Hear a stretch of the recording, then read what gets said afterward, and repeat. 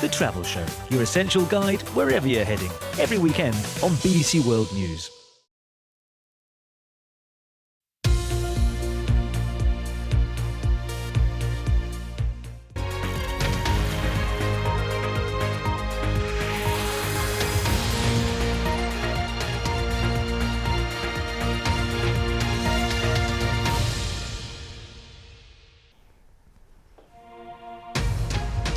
You're live with Lucy Hockings on BBC World News. After months of campaigning, voting day dawns. Polls are opening in parts of America for the US midterm elections.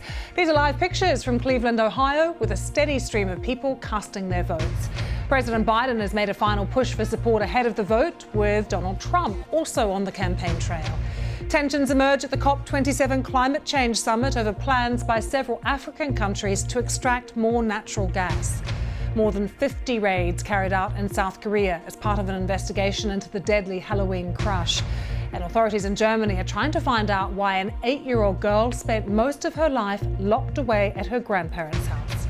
In the next half hour, we'll be live in Fairfax and Atlanta, and we'll hear from our correspondents in Seoul, Kyiv and Berlin.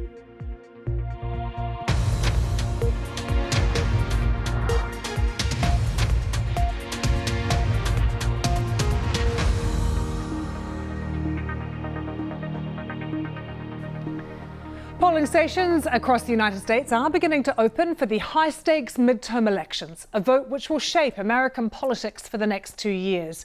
Turnout is expected to be high after a frantic campaign, and for a good reason, because all of the seats in the House of Representatives are up for grabs, alongside 1/3 of the Senate.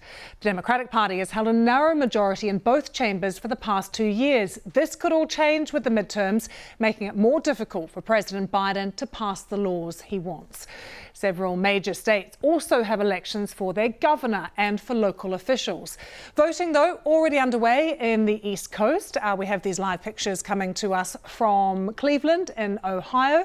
Some 43 million US residents have already voted, either via post or getting to the booths early. But the majority of people will go down today to their local school or wherever the polling station is to cast their ballots. So let's take you live to Fairfax in Virginia and join our North America correspondent Barbara Plett-Usher. How's turnout there so far, Barbara?